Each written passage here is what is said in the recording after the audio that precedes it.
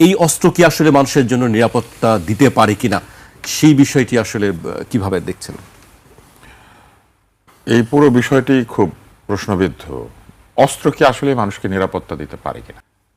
আসলে অস্ত্র মানুষকে নিরাপত্তা দেয় না।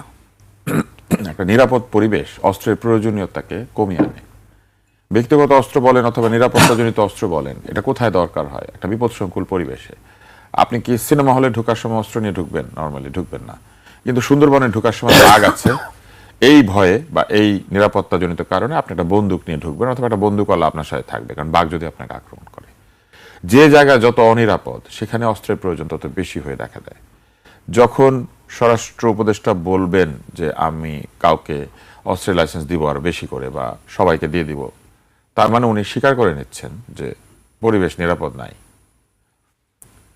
পরিবেশকে নিরাপদ করার জন্য বরং যত পারা যায় অবৈধ অস্ত্র উদ্ধার করা, মানুষের কাছে যেন অনিয়মিত এবং অবৈধ অস্ত্র না থাকে সেটা নিশ্চিত করা, বৈধ অস্ত্রের লাইসেন্স দেওয়াকেও সীমিত করা। কেননা শুধুমাত্র পয়সা কিংবা ট্যাক্স দিয়ে আপনি অস্ত্রের লাইসেন্স পেয়ে যাবেন, এটা হতে পারে না। আরও বিষয়গুলিকে ভালোভাবে যাচাই বাছাই করা, এবং যাকে অস্ত্র দেওয়া হচ্ছে তার মানসিক সুস্থতার বিষয়টাও যাচাই করা দরকার। আপনার মনে আছে কিনা জানি না, বিগত সরকারের সময় এমপির পুত্র রাস্তায় গুলি করেছে মাতাল অবস্থায়, একজন ট্যাক্সি চালক বা কেউ মৃত্যুবরণ করেছিল। তারপরে এক এমপি ড্রাইভার গাড়ির মধ্যে, আপনার মনে আছে?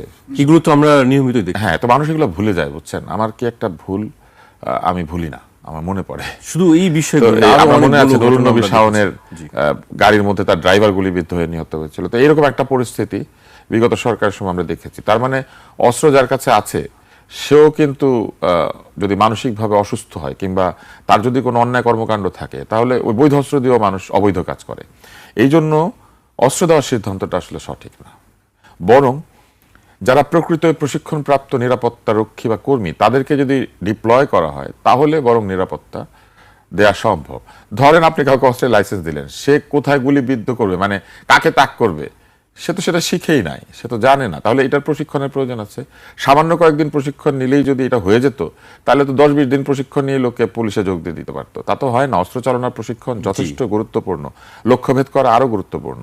আপনি আপনার অস্ত্র আছে, বের করলেন, আপনি শত্রুকে তাক করতে গিয়ে আপনি মিত্রকে তাক করে দিলেন, হ্যাঁ, এটা হতে পারে। তো এই জন্য অস্ত্রের সিদ্ধান্তটা খুব হাস্যকর।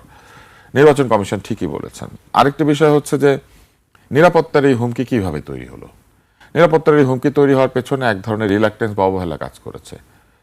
যে কোনো জায়গাতে যে কেউ একত্রিত হয়ে এক ধরনের অস্থিতিশীল পরিবেশ তৈরি করা, নিরাপত্তাজনিত হুমকি তৈরি করা, কাউকে অপমান অপদস্থ করার যে সংস্কৃতি আমরা লক্ষ্য করেছি দ্রুত চালু হয়েছিল, এটাকে খুব ভালোভাবে নিয়ন্ত্রণ করা হয় নাই। এবং এই ধরনের উস্কানি যারা দেয় তাদেরকে নিরস্ত করার কোনো চেষ্টাও করা হয় নাই। যে কোনো লোক যে কাউকে টার্গেট করে একে মারা হবে, ওকে ধরা হবে, ওকে শায়েস্তা করা হবে, এরকম কথা বলে দিতে পারছে। এই বলাটাও তো বাংলাদেশের আইনে একটা অপরাধ। এই অপরাধটা যে কেউ করতে পারছে, এটা তো ঠিক না। তৃতীয় জায়গাটি হচ্ছে যে আমাদের যে প্রার্থীরা গিয়ে নিরাপত্তাহীন বোধ করেছেন, এই নিরাপত্তাহীনতা বোধ করার যে পরিবেশটা, এটাই বা কিভাবে তৈরি হলো। একজন প্রার্থীর তো প্রচুর সমর্থক এবং তার কর্মী আছে। এত কর্মী এবং সমর্থক পরিবেষ্টিত থাকার পরেও তারা নিরাপত্তাহীন বোধ করছেন, তার মানে পরিবেশটা আসলে খুব একটা প্রীতিকর না এবং খুব একটা গ্রহণযোগ্য না। আমি বলবো অতি দ্রুত দেশে অবৈধ অস্ত্র উদ্ধার করার যে প্রক্রিয়া, সেটাকে আরো জোরদার করে এটা দরকার। তারপরে নিরাপত্তা কর্মীদের মাধ্যমে সকলের নিরাপত্তা দেওয়ার একটা চেষ্টা শুরু করে দেওয়া উচিত এবং এটা কমপ্লিট করা উচিত অতি দ্রুত।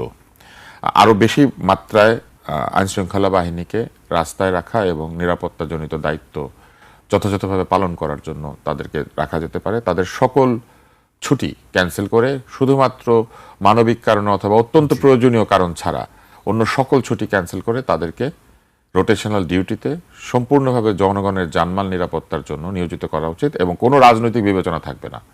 যে কোনো আক্রান্ত ব্যক্তি প্রথমে তাকে রক্ষা করতে হবে, তারপরে বিবেচনা হবে যে উনি কেন আক্রান্ত হয়েছিলেন। অর্থাৎ এই মাঠের মধ্যে বিচার করার যে প্রক্রিয়া, এটা টোটালি বন্ধ করতে হবে, যেটাকে মব বলা হয়, এটা সম্পূর্ণভাবে বন্ধ করতে হবে। এটা বন্ধ না করলে আমরা ধরে নেব যে নির্বাচনকে বাধাগ্রস্ত করার জন্য ক্ষমতাবানদের মধ্যে একটা অংশ আছে যারা চেষ্টা করছে। এবং এই ধরনের সকল ঘটনাকে বিচারের আওতায় আনতে হবে। ভুয়া মিথ্যা মামলা দেওয়ার যে সংস্কৃতি, এটা আমরা দেখছি এখনো বন্ধ হয় নাই। কিন্তু এটা বন্ধ করে প্রকৃত মামলাগুলির দিকে মনোযোগ দিয়ে সেইগুলিকে বিচার আচারের মাধ্যমে অন্তত কিছু নিষ্পত্তি করে মানুষকে একটা ধারণা দিতে হবে যে অন্যায় করলে অন্যায়ের একটা প্রতিকার হয়। এবং মানুষ কিন্তু বোঝে কোনটা ভুয়া এবং কোনটা ভুয়া না, কোনটা মিথ্যা এবং কোনটা মিথ্যা না। তাই মানুষকে ধোঁকা দেওয়ার যে চেষ্টা, এটা বন্ধ করা দরকার খুবই জরুরিভাবে। জি। আপনি কাউকে ধরে নিয়ে গেলেন, নিয়ে তারপর ঠিক করছেন কি মামলা দিবেন, এটা তো খুব একদম প্রকাশ্য, এটা বোঝা যায়। এইটা কিন্তু আমি মনে করি যে এইটাও এই পরিস্থিতিকে অনেক ঘোলাটে করছে। আর সবশেষে আমি বলবো যে নির্বাচন বাধাগ্রস্ত করলে আমরা যে সম্ভাবনার কথা বলছি, সেই সম্ভাবনাকে সম্পূর্ণভাবে টুটি চেপে ধরা হবে। নির্বাচনই এখন একমাত্র উপায়, যে উপায়ের মধ্যে দিয়ে আমরা একটা গণতান্ত্রিক, বৈষম্যহীন, সুবিচারের সংস্কৃতি আছে এমন রাষ্ট্র তৈরি করতে পারবো। ফলে এই যে সন্ত্রাসী কর্মকাণ্ড কিংবা নিরাপত্তাহীন পরিবেশ, এই সব কিছুই নির্বাচনের পরিবেশকে বাধাগ্রস্ত করবে। আমাদের আইনে আছে নির্বাচনের পরিবেশকে যারা বাধাগ্রস্ত করবেন তাদের শাস্তির ব্যবস্থা আছে। ফলে কেউ যদি তাদের ভুল সিদ্ধান্তের মাধ্যমে নির্বাচনের পরিবেশকে বাধাগ্রস্ত করেন, আমার মনে হয় এই বিষয়গুলো আমাদের বিবেচনা করা উচিত। এখন কোনোভাবেই ভুল সিদ্ধান্ত নেওয়ার সময় নাই। দরকার হলে সিদ্ধান্ত নেওয়ার আগে 2 বার 3 বার 5 বার চিন্তা করা উচিত। তারপরে জি, অন্তত শতকরা 90% সফল হওয়ার সম্ভাবনা আছে এমন সিদ্ধান্তগুলি নেওয়া উচিত।